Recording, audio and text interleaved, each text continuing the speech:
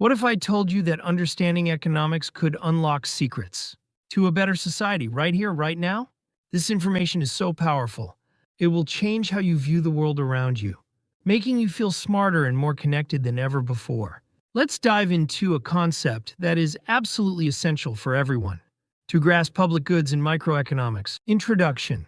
Imagine a world where everyone benefits from something, but no one has to pay for it directly, and using it doesn't stop anyone else from using it too. Sounds almost magical, right? This is the fascinating realm of public goods in microeconomics. Today we're going to explore what public goods are, why they are so important, and how they challenge traditional market ideas. Get ready to have your mind expanded. Body. First, let's understand the core characteristics of public goods. There are two main features that define them: non-rivalry and non-excludability. These are crucial concepts, so let's break them down one by one. Non-rivalry means that one person's consumption of the good does not reduce its availability to others. Think about a beautiful sunset. If you are watching a sunset, your enjoyment of it doesn't prevent anyone else in the world from enjoying the very same sunset at the same time, from their own location. The same goes for national defense. My protection by the military doesn't mean you are less protected. There's enough for everyone, simultaneously, without diminishing the supply for anyone else. This is a key differentiator from private goods, where if I eat an apple, you cannot eat that same apple. Second, let's talk about non-excludability. This means that it is either impossible or extremely costly to prevent people from consuming the good, even if they don't pay for it.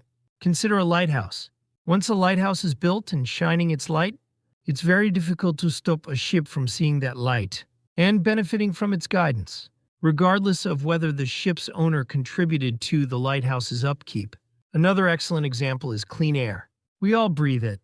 It would be practically impossible to install a system that only allows paying customers to breathe clean air, while others breathe polluted air.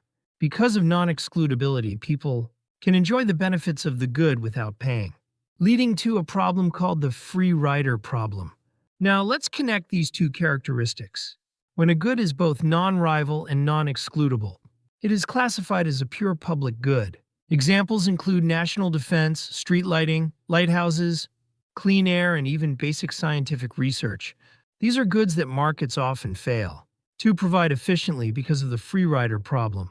Since individuals can benefit without paying, they have little incentive to contribute, leading to underprovision or no provision at all by private companies.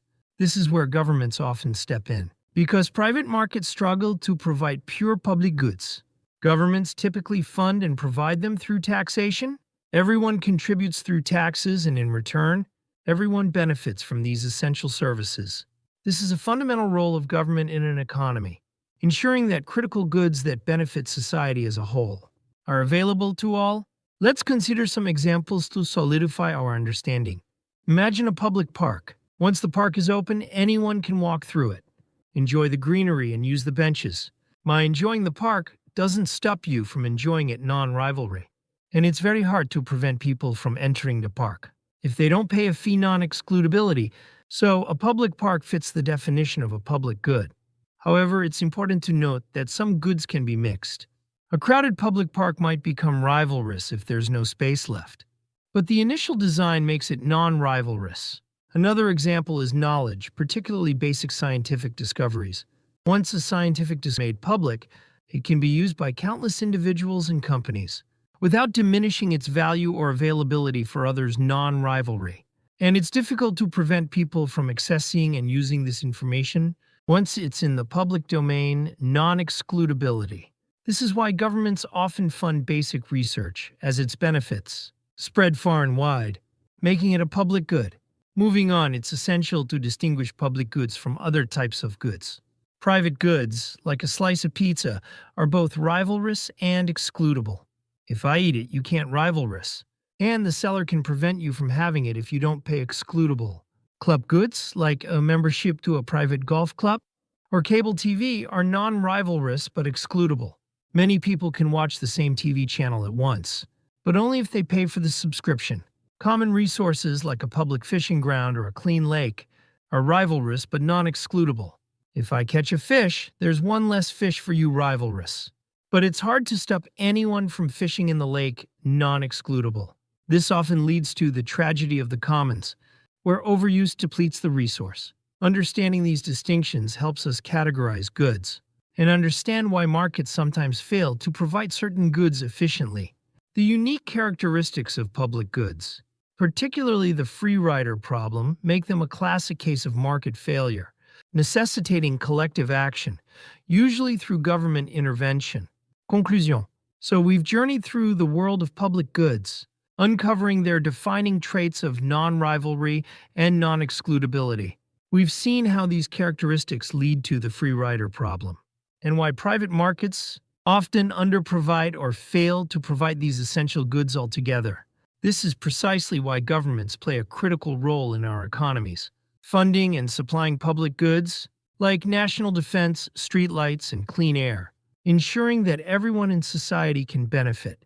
Next time you enjoy a public park or a clear night sky, remember the economic principles at play? Keep learning and keep asking questions. Important English vocabulary and Korean explanations.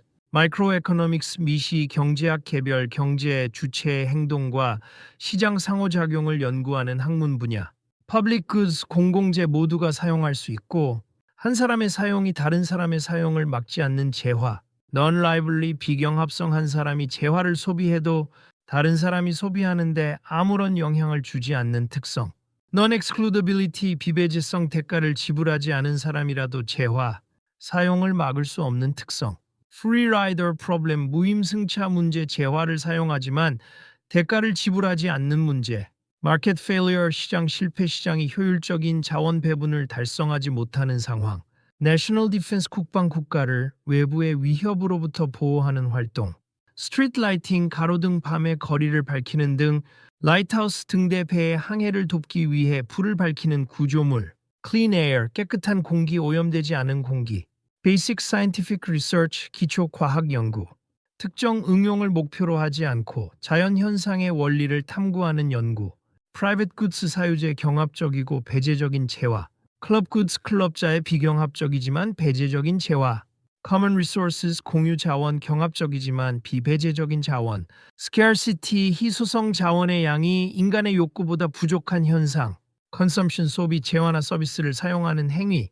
Provision 제공 재화나 서비스를 공급하는 행위. Incentive 유인 어떤 행동을 하게 만드는 자극. Taxation 조세 정부가 재정 수입을 얻기 위해 국민에게 부과하는 돈. Government intervention 정부 개입. 정부가 시장의 기능에 영향을 미치기 위해 취하는 조치. Efficiency 효율성 주어진 자원으로 최대의 결과를 얻는 능력. Under provision 과소 공급 필요한 양보다 적게 공급되는 상황. Over provision 과잉 공급 필요한 양보다 많이 공급되는 상황. Diminishing 감소하는 점점 줄어드는. Supply 공급 시장에 재화나 서비스를 내놓는 양. 대만 수요 소비자가 구매하려는 재화나 서비스의 양. Welfare 후생 사람들의 행복과 만족도. Externalities 외부 효과. 어떤 경제 활동이 제3자에게 의도치 않은 영향을 미치는 것. Positive externalities 긍정적 외부 효과. 제3자에게 이로운 영향을 미치는 것. Negative externalities 부정적 외부 효과. 제3자에게 해로운 영향을 미치는 것. Rivalrous 경합적인 한 사람이 사용하면 다른 사람이 사용하기 어려워지는 특성. Excludable 배제적인 대가를 지불하지 않은 사람의 사용을 막을 수 있는 특성. Tragedy of the commons 공유지의 비극 공유 자원이 남용되어 고갈되는 현상. Collective action 집단 행동 여러 사람이 공동의 목표를 위해 함께 행동하는 것. Public park 공원 대중이 휴식하고 즐길 수 있도록 조성된 공간. Market mechanism 시장 메커니즘 수요와 공급에 의해 가격이 결정되고 자원이 배분되는 방식. Economic principles 경제 원리 경제 현상을 설명하는 기본 개념과 법칙. Social benefit 사회적 편익한 재화나 서비스가 사회 전체에 가져다주는 이득. Social cost 사회적 비용 한 재화나 서비스가 사회 전체에 발생시키는 비용. Funding 자금 조달 어떤 사업이나 활동에 필요한 돈을 마련하는 것. Regulation 규제 정부가 특정 활동이나 시장에 대한 규칙을 정하는 것. Property rights 재상원 재화나 자원을 소유하고 처분할 수 있는 권리. Innovation 혁신 새로운 아이디어나 방법을 도입하는 것. Public sector, 공공부문 정부와 공공기관이 운영하는 경제부문. Private sector, 민간부문 개인이나 기업이 운영하는 경제부문. Goods and services, 재화와 서비스 사람들의 욕구를 충족시키는 유형 및 무형의 대상. Utility, 희소용 재화나 서비스를 소비함으로써 얻는 만족감. Equilibrium, 균형 경제 시스템에서 모든 힘이 상쇄되어 변화가 없는 상태. Rational choice, 합리적 선택, 자신의 이익을 극대화하기 위해 최선의 결정을 내리는 것. Policy, 정책, 정부가 특정 목표를 달성하기 위해 세우는 방침이나 계획,